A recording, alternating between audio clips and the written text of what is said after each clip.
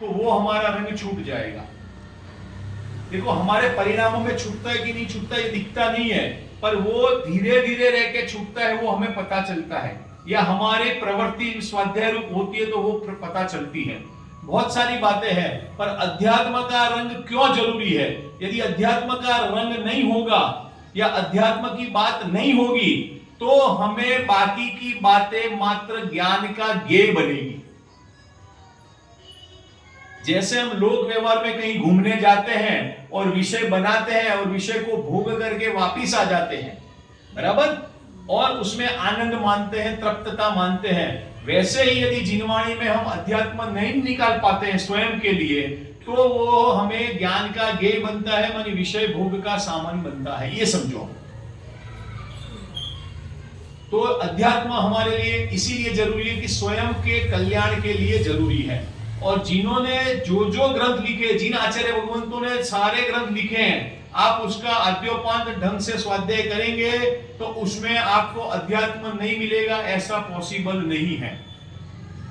चलो आपको नहीं भी मिला, ऐसा भी हो सकता है, पर उन्होंने जो अपना जीवन व्यतीत किया, प्रथमान योग लिखने वाले रविसेन आचार्य, जिनसेन आचार्य देव ने, जो आचार्य भगवंत थे, उन्होंने अपना जो जीवन व्यतीत किया वो अध्यात्म में ही किया था कि कैसे किया था, कि प्रथमान योग में ही किया था?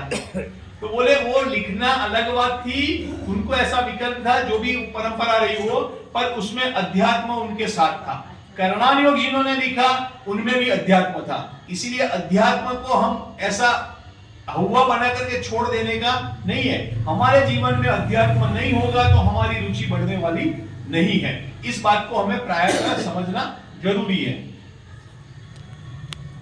पूजन में जो पॉइंट्स आए थे उसमें से कुछ पॉइंट्स मैं लेता हूं। निर्लोभ परिणाम वह उत्तम शौच धर्म है। निर्लोभ परिणाम मानी हमारे जो परिणाम होते हैं वो निर्लोभी होने चाहिए। अब वो लोभी होते कि निर्लोभी होते वो हम समझ लेना अपना, और तो ही हमें उत्तम शौच धर्म प्रकट होता है। और ये विधान में, इस पूजन में 12 भावना की और उन्होंने थोड़ा सा संकेत किया है। इस जो पूजन है शौच धर्म की, उसमें 12 भावना का संकेत किया है। राग के अंश को नाश करके समुद्र के तलेटी में डाल देने का है, तो ही आत्मा के प्रदेश में रहने की बात बताइए। अब कहां होगा वो आप पढ़ लेना, मैंने तो बहुत पहले इसका थोड़ा सा अभ्यास करके सारे पॉइंट्स बनाए हुए थे। भाव मरण से बचने के लिए निरंतर प्रयत्नशील होने की प्रेरणा दी है। मानी आप उसमें उपयोग नहीं लगाओगे, यहां लगाओगे तो भी चलेगा। भाव मरण से बचने की बात की है। द्रव्य मरण से तो अपना आयुष्य कर्म जब होगा तब मरेगा, पर प्रति समय हम भाव मरण में मरते जा रहे हैं, बराबर है कि नहीं? तो भाव मरण से बचने की प्रेरणा उत्तम शौच धर्म में उन्होंने बताई है। शौच धर्म समझने से मोह पंगु हो जाता है और उसका नाश हो जाता है। शौच धर्म समझने से मोह पंगु नाश हो जाता है और उत्तम शौच धर्म प्रकट हो जाता है। इच्छा रूपी लालच, लोभ नाश करने का उपदेश है। मानी बात वही की वही है, पर उनके शब्द के प्रयोग में थोड़ा सा परिवर्तन है। और व्यवहार में वर्तमान में वितरागी, जो भावलिंगी वितरागी संत होते हैं, उनको ही शौच धर्म के धनी कहा जाता है।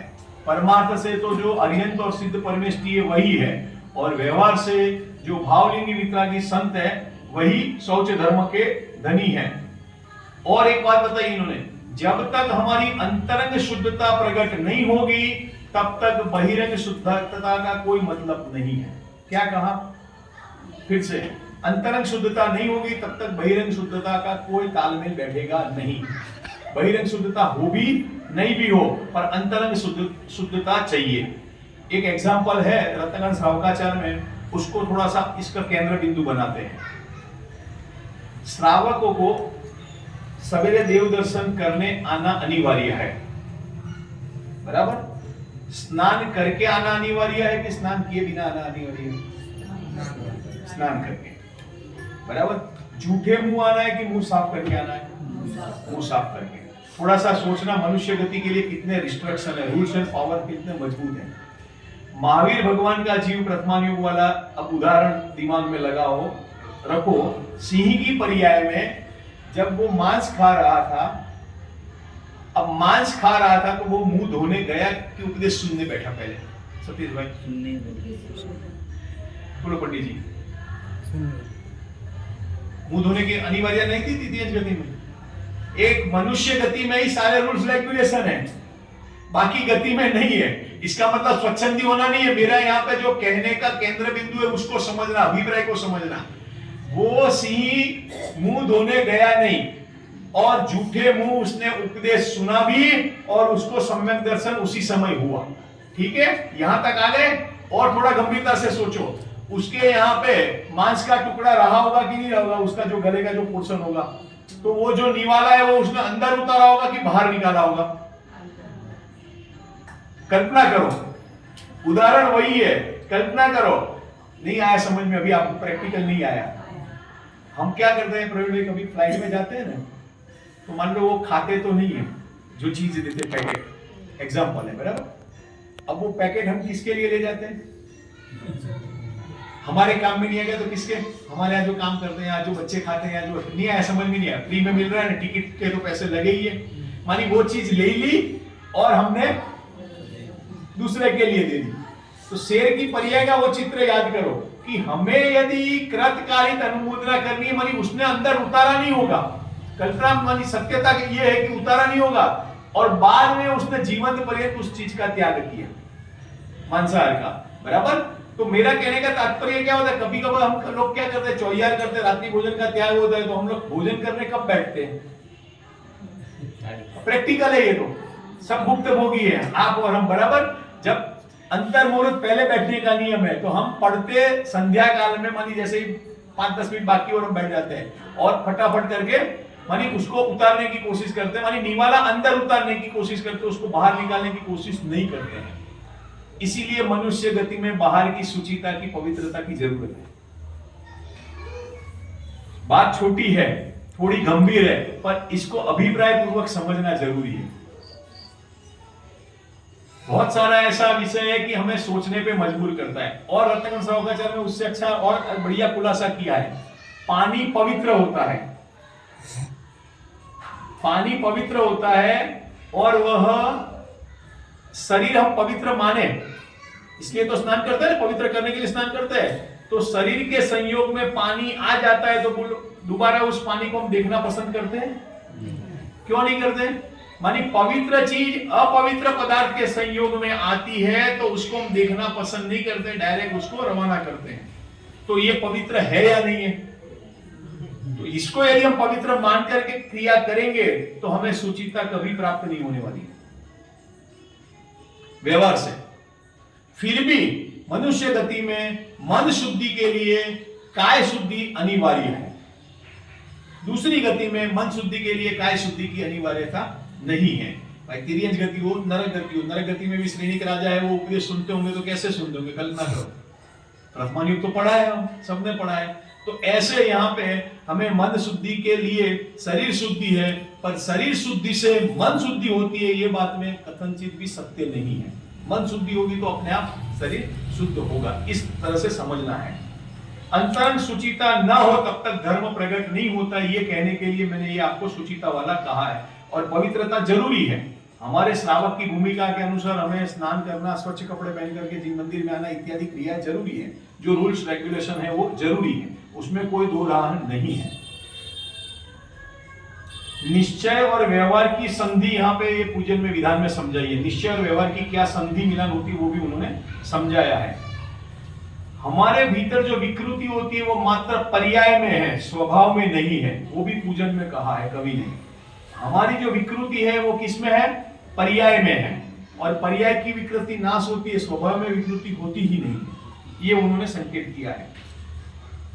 दृष्टि पे जोर दिया है तो अनुभव से अपना धर्म प्रकट होता है, मानी उन्होंने दृष्टि पे जोर दिया। दृष्टि मानी आंख पे नहीं, जो द्रव्य दृष्टि है, यथार्थ दृष्टि है, उस पे अनुभव करेंगे या उस पे चिंतन करेंगे, मनन करेंगे, उस पे जोर दिया है तो हमें सच्चा धर्म प्रकट होगा, बराबर। लोग 5 इंद्रियों की वांछा पे जोर दे करके उसको दूर करने का प्रयत्न किया है। मानी लोभ है वो 5 इंद्रियों की इच्छा है और उसको दूर करने के लिए प्रयत्न किया है। ये उन्होंने विधान में थोड़ा सा सामान्य संकेत किया है। अब इसका विस्तार आप अपने हिसाब से चिंतन करके बहुत गहराई से समझ सकते हो। धर्म की बात हम सब करते हैं। धर्म किसको कहते हैं? वस्तु के स्वभाव को धर्म कहते हैं।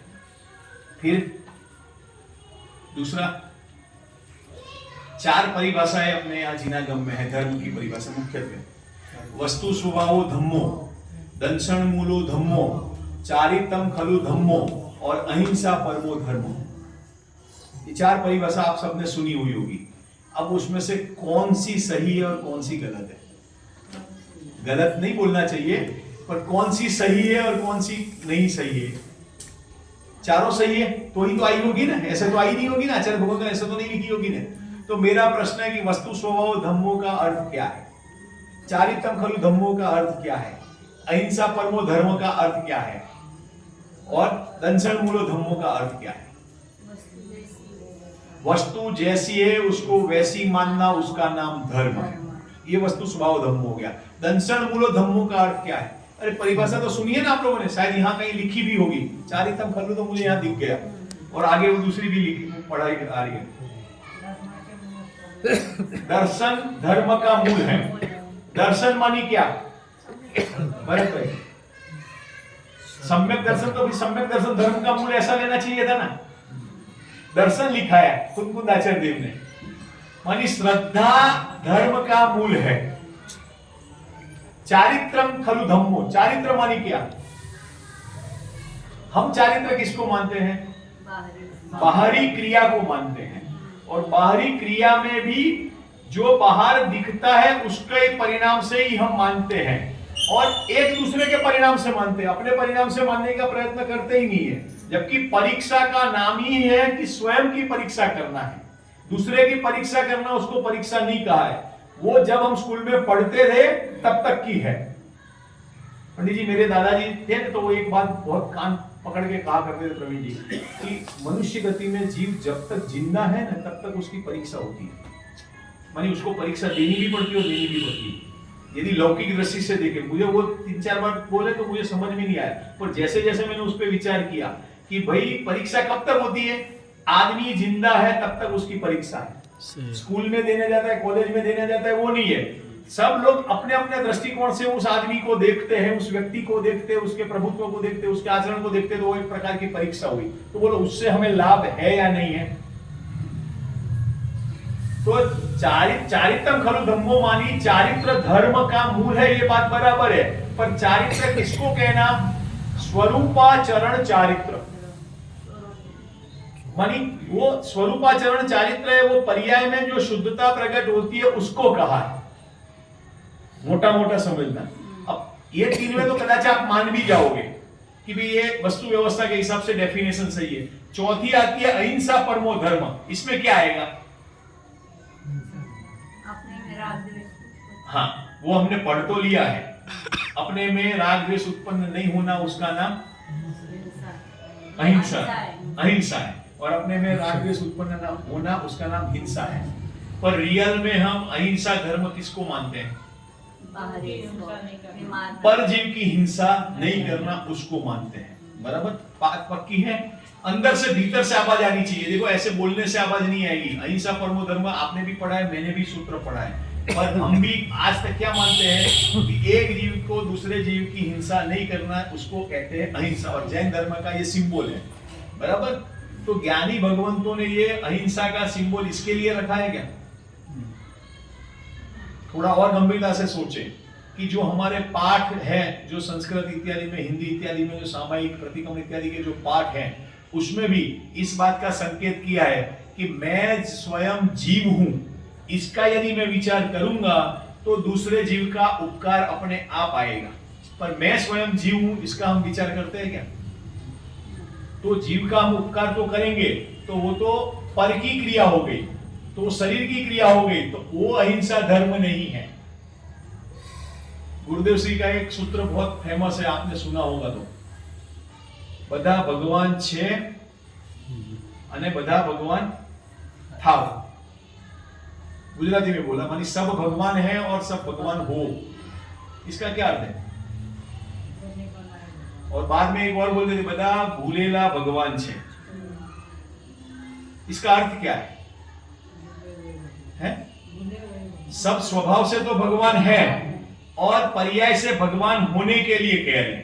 अब उन्होंने सबको भगवान बोला. जरा समझना, ज्ञानी जीवों की जो शैली होती है. मुनिराज इरियापद समिति पूर्वक क्यों चलते हैं? इरियापद समिति पूर्वक क्यों चलते मुनिराज? क्यों चलते? जीवों की इंसानी उसके लिए चलते. पक्का? थोड़ा सा और कठिन सोचने के लिए आपको कहता हूं. मुनिराज 28 मूल गुण का पालन करते हैं, बराबर? ठीक है. अब वो 28 मूल गुण का पालन खींचमतानी करके करते हैं कि सहजता से करते हैं? अब सहजता और खींचमतानी में क्या अंतर है?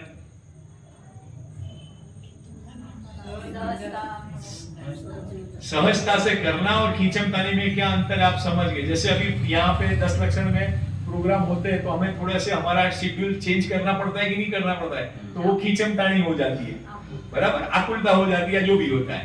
अब वो पल जाते हैं कि पालते हैं? मुनिराज के 28 मूल गुण पल जाते हैं कि पालते हैं?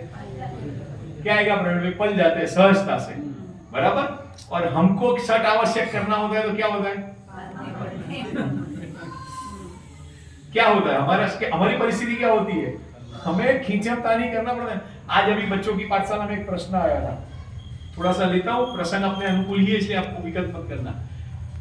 प्रश्न मैंने ही खड़ा किया था और मैंने पूछा था कि मंदिर जी में स्वाध्याय चल रहा हो और हम थोड़े देरी से आए हो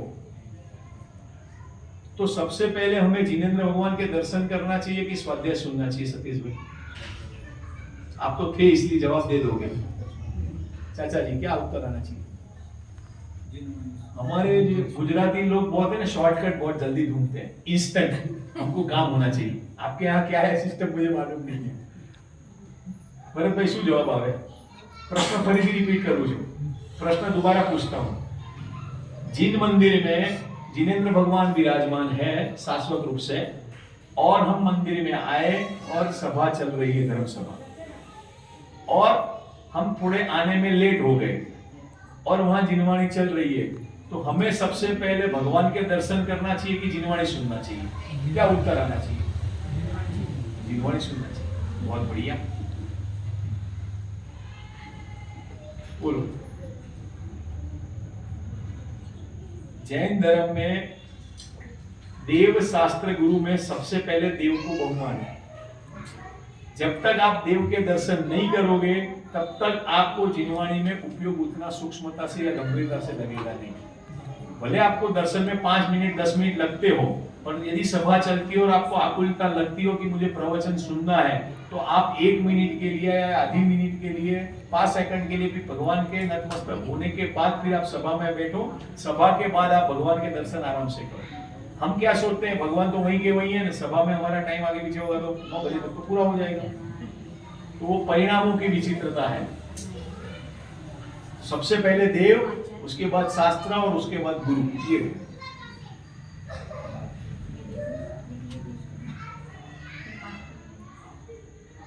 6 आवश्यक में सबसे पहला आवश्यक कौन सा है प्रवीण भाई? देव पूजा क्यों लिया? स्वाध्याय क्यों नहीं लिया? स्वाध्याय को परम तप कहा है. दूसरा, और मुनिराज के लिए भी स्वाध्याय अंतरंग तप में है और श्रावक के लिए भी आवश्यक है. दोनों में स्वाध्याय है, दोनों में स्वाध्याय में अंतर है. मुनिराज को बहिरंग स्वाध्याय नहीं कहा है, अनशन उदोदर वृत्ति परिसंख्यान इत्यादि बाह्य है और अंतरंग में स्वाध्याय है. और श्रावक को भी स्वाध्याय कहा है. श्रावक को तीसरे नंबर में है और मुनिराज के जो क्रम आता है अंतरंग तप में वो भी शायद तीसरे नंबर पे ही है, बराबर. तो मेरा पॉइंट अलग है कि हमें ये परंपरा रही है कि सबसे पहले भगवान के दर्शन करना चाहिए. और आपको और कोई प्रमाण मैं देना नहीं चाहता हूं. आपके बिल्कुल ये दीवार के बाहर एक बोर्ड लगा हुआ है, उसमें एक शब्द लिखा है कि जिनेंद्र भगवान मुख उपदेशक होते हैं, ऐसा कुछ लिखा है. बड़ा शब्द इधर उधर हो गया पर भाव आप समझ जाना. मानी आप उनसे जितना उपदेश सुन पाओगे, उतना बोलने वाले वक्ता से नहीं सुन पाओगे। पूज्य गुरुदेव श्री अपने जीवन में सबसे पहले देवदर्शन पूजन करते थे, उसके बाद प्रवचन करते थे। आपने तो देखा है प्रत्यक्ष, बराबर है कि नहीं? तो ये श्रावक के कर्तव्य में आता है। हमारे पास समय नहीं है और अनुकूलता नहीं है तो उसमें हम छूटछाट रखते हैं या अपनी अनुकूलता के हिसाब से करते हैं, वो सिद्धांत नहीं है, ये समझना जरूरी है।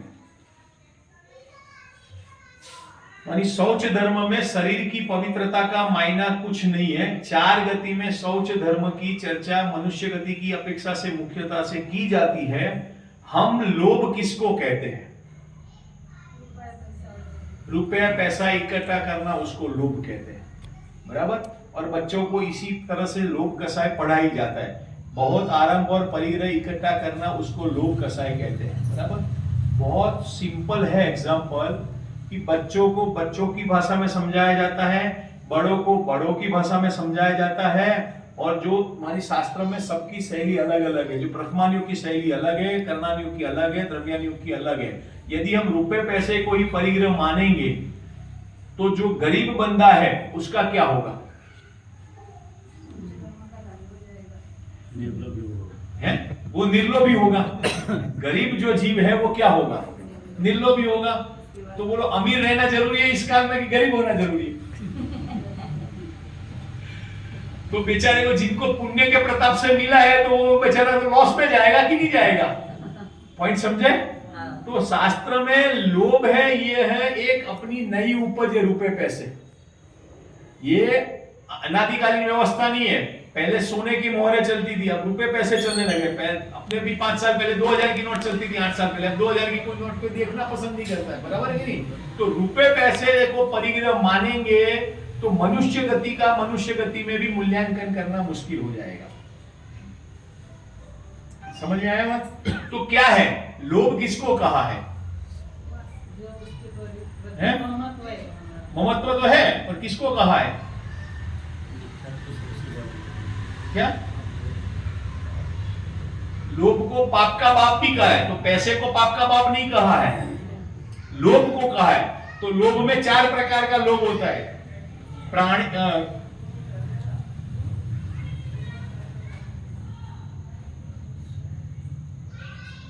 इंद्रिय को भोगने का लोभ रहता है। 5 इंद्रियों का भोग रहता है, भोग और उपभोग का, और चौथा एक है। ऐसे 4 प्रकार के लोभ रहते हैं। वो चारों 4 प्रकार के लोभ किसी को याद है क्या?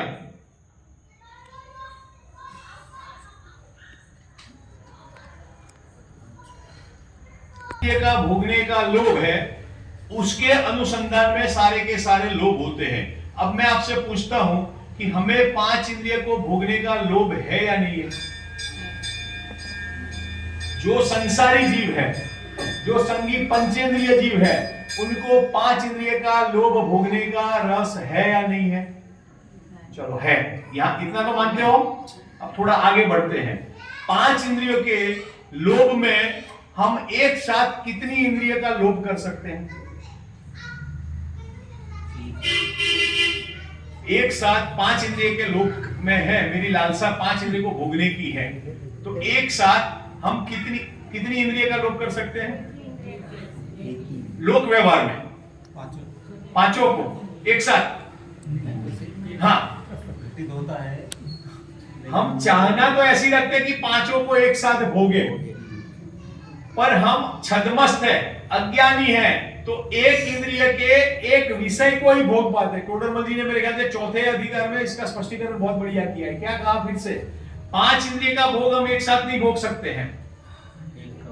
एक इंद्रिय के भी, एक विषय का भी, वो भी पूरा भोग हम नहीं भोग सकते। और हम 5 इंद्रियों का भोग एक साथ भोगने का विकल्प करते हैं, परिणाम करते हैं, तो उसके फल में हमें क्या मिलेगा? जैसे वो आता है ना उदाहरण, हाथी होता है तो स्पर्शन इंद्रिय के चक्कर में वो हथनी पकड़ने के चक्कर में कैद हो जाता है। फिर ये लाइट में वो जो पतंग होते हैं तो वो फिर वो फूल में सूंघने के चक्कर में, मानी एक एक इंद्रिय के चक्कर में क्या होता है? मानी एक एक इंद्रिय के चक्कर में वो अपना घात करता है। हमारे पास तो बहुत बढ़िया सुविधा है, पांचों इंद्रियों कहाँ है? यहीं पे, यहीं से ऊपर है, बराबर।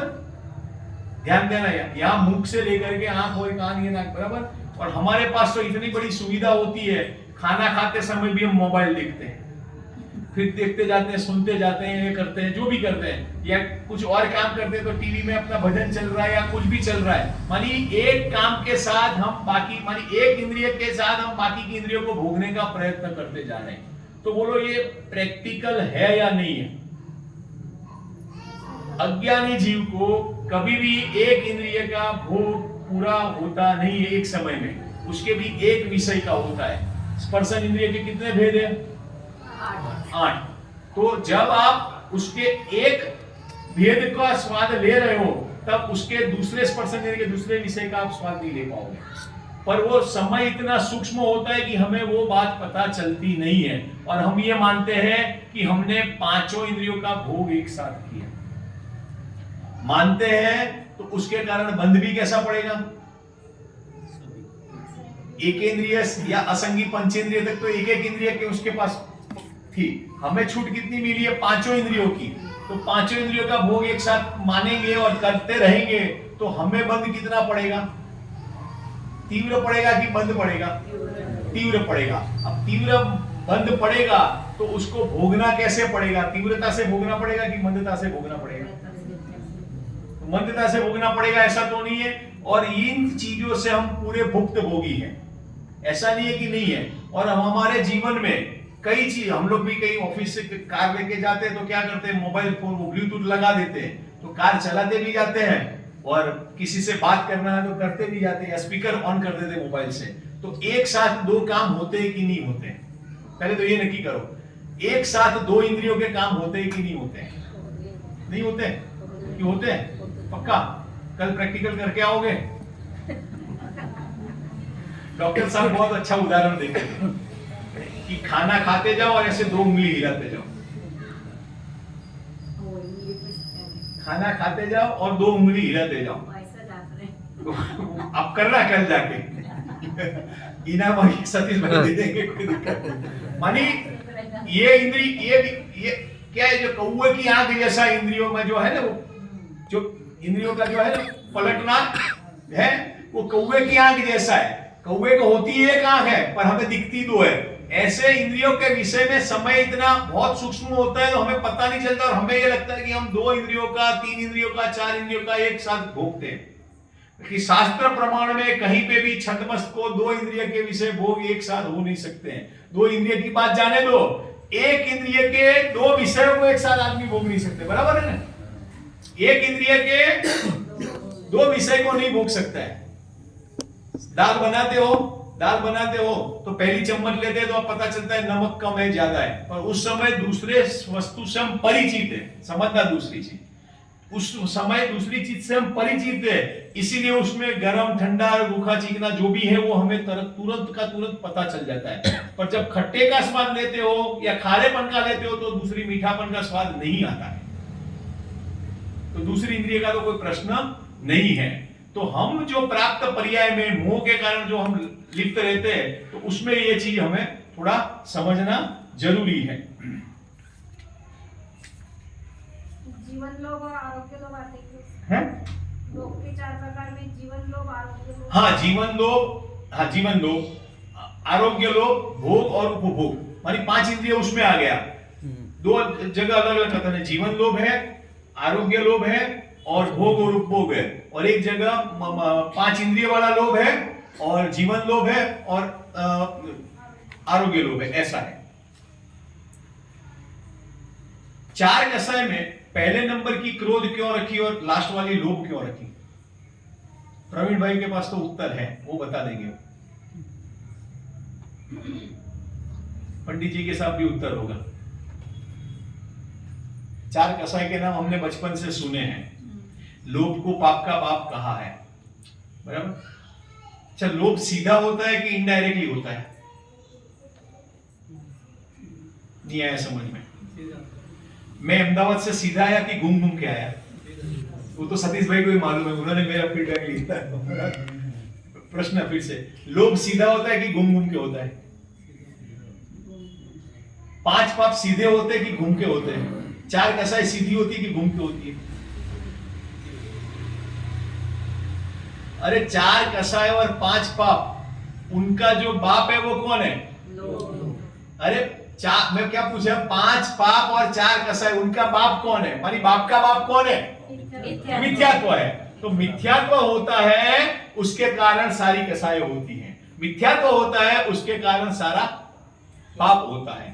अब मिथ्यात्व का अर्थ क्या है वो तो हम सबको मालूम है, बराबर। हम कसाई छोड़ना चाहते हैं, कसाई को कम करना चाहते हैं, पर मिथ्यात्व जैसा है वैसा का वैसा रखना चाहते हैं। तो वो लोग काम होगा कि नहीं होगा? नहीं होगा। अच्छा, अभी प्रश्न तो वो वाला वही का वही खड़ा है कि पहले नंबर पे क्रोध क्यों ली और लास्ट नंबर पे लोभ क्यों लिया? तो कर्णा योग में उत्तर है कि 10वें गुणस्थान में लोभ जाता है, इसलिए 10वें में लिया है, मानी लोभ लास्ट में लिया है, बराबर। ये कर्णा योग की अपेक्षा से उत्तर हुआ।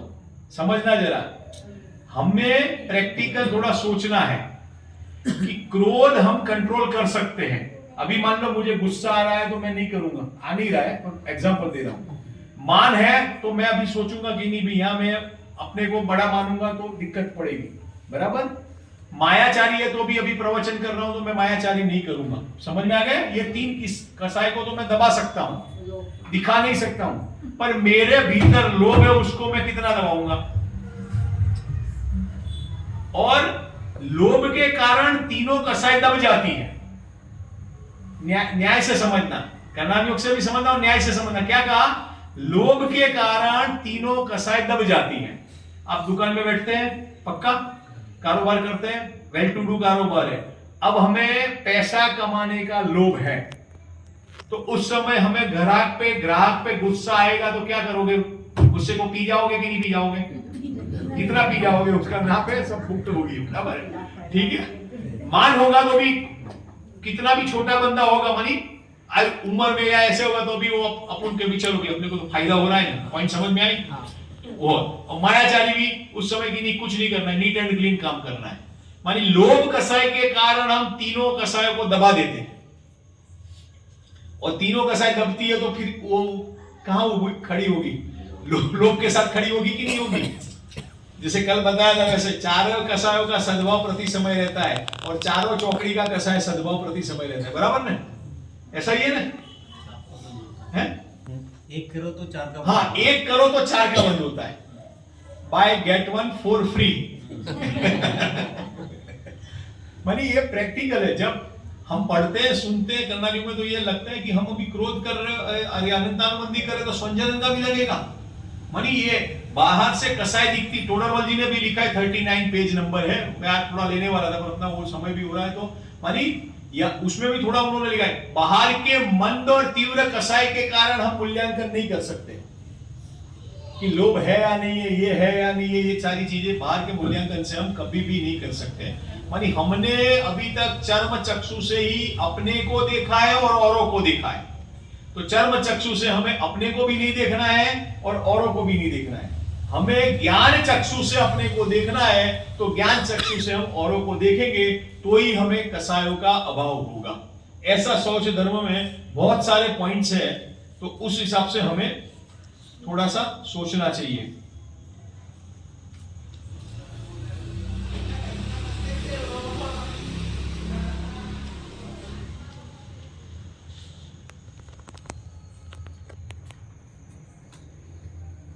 धर्म का लोभ होना चाहिए कि नहीं होना चाहिए?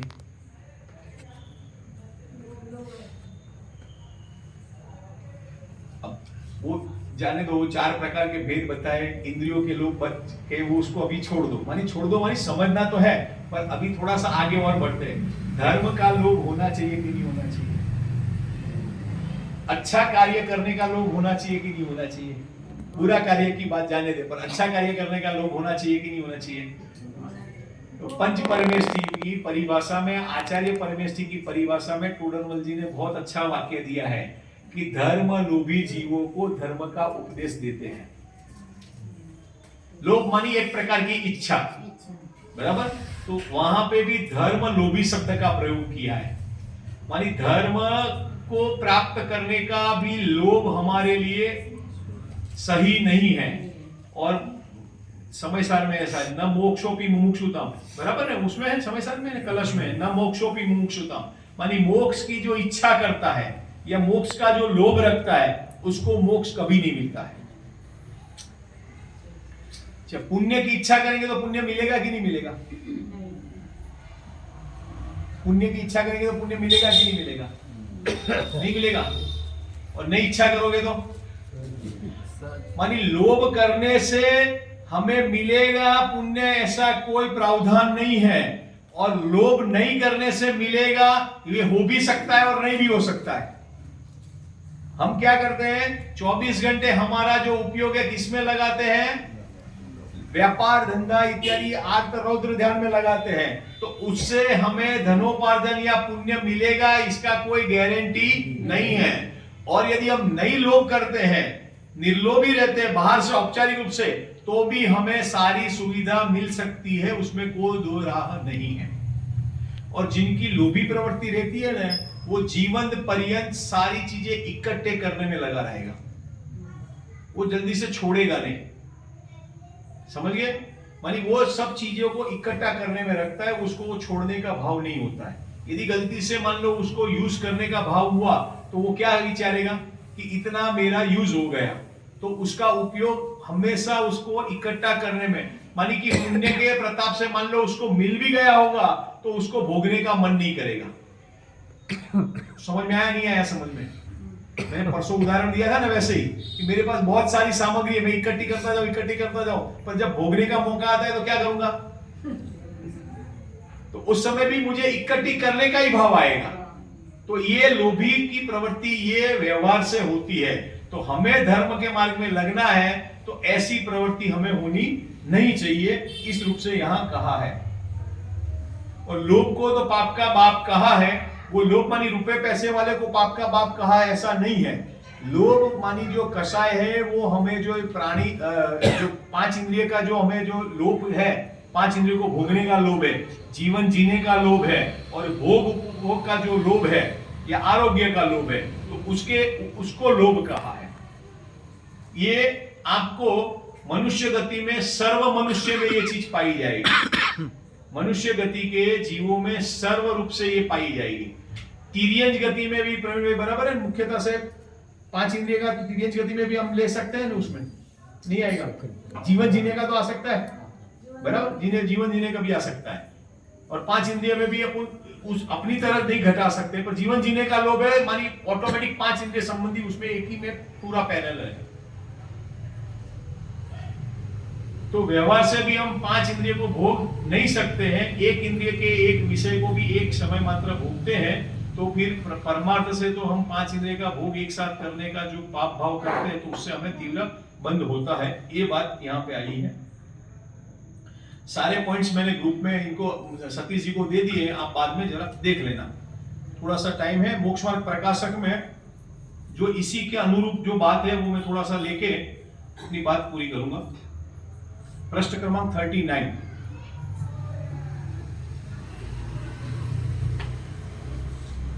तथा लोभ का उदय होने पर पदार्थों को इष्ट मानकर उनकी प्राप्ति चाहता है।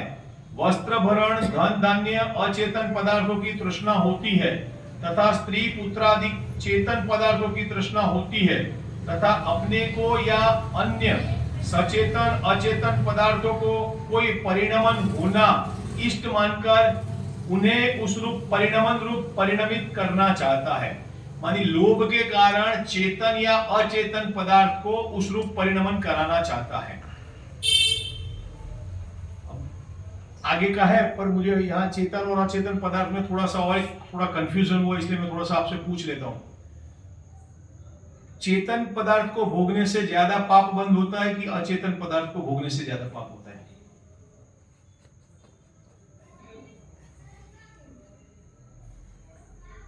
या चेतन पदार्थ को दुख देने से ज्यादा पाप होता है या अचेतन पदार्थ को दुख देने से ज्यादा पाप होता है?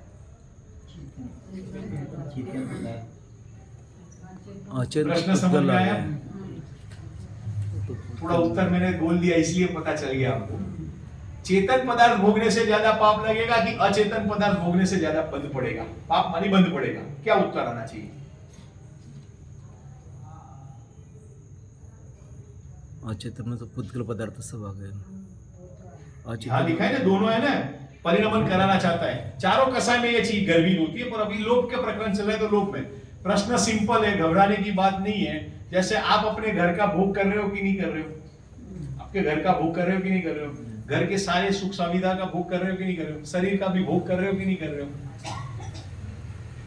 और आपके परिवार में जो आपके इष्ट जन है, स्त्री पुत्र इत्यादि, वो चेतन पदार्थ हैं, तो उनके भोग में उनके जो हम काम करते हैं या करवाते हैं तो उसमें हमें ज्यादा बंद पड़ता है कि जो हम पुद्गल द्रव्य के भोग में ज्यादा बंद पड़ता है। मेरा इतना सिंपल प्रश्न है। चेतन पदार्थ क्यों? उससे राग द्वेष ज्यादा होती है। नहीं आया समझ में? प्रवीण भाई ने बोल दिया चेतन पदार्थ में राग द्वेष ज्यादा होते हैं। अभी उल्टा है, प्रवीण भाई ने उत्तर दे दिया, इशारे में दिया। अब उसको थोड़ा सा और समझो। हम लोगों को चेतन की जगह अचेतन पदार्थ में राग ज्यादा होता है। अपने बच्चे ने नई गाड़ी, अपने नई गाड़ी लाए हो अभी शोरूम में से ही, और छोटे अपने ही बच्चे ने उस पर स्क्रैचेस कर दी हो, तो बच्चे को अपन एक चांटा लगा देते हैं, गाड़ी को कुछ नहीं होना चाहिए, बराबर। ये भुक्तभोगी है। अब मेरा कहने का तात्पर्य है, मोबाइल लाया और उसने गिरा दिया हो तो क्या करोगे आप?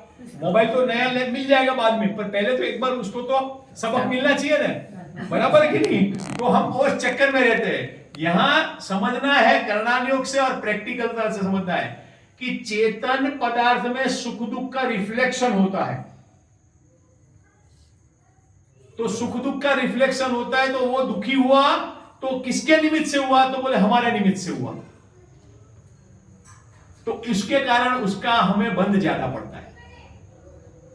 और अचेतन में सुख दुख का रिफ्लेक्शन नहीं होता है, वो कुछ बोल ही नहीं सकता है, इसलिए उसके भोगने से कम होता है। इसका मतलब कल से अचेतन में ज्यादा भोगना ये नहीं है, सिद्धांत ये नहीं है। मानी ये एक न्याय के हिसाब से समझना है कि चेतन पदार्थ को भोगने से हमें बंध ज्यादा पड़ता है और अचेतन को भोगने से बंध कम पड़ता है। ये न्याय के हिसाब से समझना। पर इसका मतलब ये नहीं लेना कि कल से हम अचेतन को ज्यादा भोगे, चेतन को बोले तू हमारे घर से बाहर निकलो, ऐसा नहीं करना है। मानी सुख दुख का रिफ्लेक्शन किससे होता है? तो चेतन पदार्थ से ही होता है। मान लो वो बच्चे को हमने मारा, वो थोड़ी देर तक असाता का उसका उदय रहा, तो उसका जो बंध, उसके निमित्त कौन बना? तो बोले मैं बना। तो उसके कारण उसके कर्म में जो बंधे, तो उसमें निमित्त बंध मैं बना, तो इसके कारण मुझे बंध विशेष होगा। ये थोड़ा सा प्रैक्टिकल है। तो ऐसे यहाँ पे हमें चारों कसायों में समझना जरूरी है। इसके आगे उन्होंने अनंतानुबंधी, अप्रत्याख्यान, प्रत्याख्यान और संजलन का वो लेके, उसके बाद सेकंड पैराग्राफ है, अनादि संसार अवस्था में इन चारों ही का निरंतर उदय पाया जाता है। जो कल थोड़ा सा संकेत उन्होंने किया था, चारों कसायों का निरंतर उदय पाया जाता है। कहां पे? अनादि संसार अवस्था में। अनादि संसार अवस्था में मानी संसार में कहीं बाहर चार कसाई नहीं होती है, हम संसार में हैं तो हमारे चारों कसाई निरंतर पाई जाती हैं। परम कृष्ण लेशिया रूप तीव्र कसाय हो तो वहां भी, और शुक्ल लेशिया रूप मंद कसाय हो वहां भी निरंतर चारों ही का उदय रहता है। अभी हमारा मंद कसाय चल रहा है तो अभी चारों कसाय का निरंतर उदय है। और हम क्रोधित हो रहे हैं तो उस समय हमारी कृष्ण लेशिया हो तो उस समय भी हमारी चारों कसाय मौजूद है, बराबर। तो कसायों को कम करने के लिए क्या उपाय है? मिथ्यात्व को समझना और मिथ्यात्व को छोड़ना। कसायों को कम हम नहीं कर सकते हैं, क्योंकि तीव्र मंद की अपेक्षा अनंतानुबंधी आदि भेद नहीं है। सम्यक्त्वादि का घात करने की अपेक्षा से यह भेद है। अनंतानुबंधी, अप्रत्याख्यान, प्रत्याख्यान, संजलन, जो ये चार चौकड़ी कसाय है, वो तीव्र मंद कसाय की अपेक्षा से भेद नहीं है। सम्यक्त्व का जैसा घात होता है उसके अनुरूप उसके भेद है। और हम पुरुषार्थ क्या करते हैं कि कसाय मंद करने के लिए अभ्यास करते हैं। तो कसाय मंद करने से कसाय का तो सद्भाव रहेगा ही रहेगा, पर मिटने वाली नहीं है। तो ये यहाँ पे उन्होंने संकेत किया है, तो उसको हमें थोड़ा सा समझना है। सम्यक्त्वादी घात करने की अपेक्षा से यह भेद है। इन्हीं प्रकृतियों का तीव्र अनुभाग उदय होने पर तीव्र क्रोधादि होते हैं और मंद अनुभाग उदय होने पर मंद उदय होता है। ये कहा है यहाँ पे, ठीक है। सभी जी आराधना के दिवसों में अपना आत्मा कल्याण करें इस भावना से। ओम नमः सिद्धे।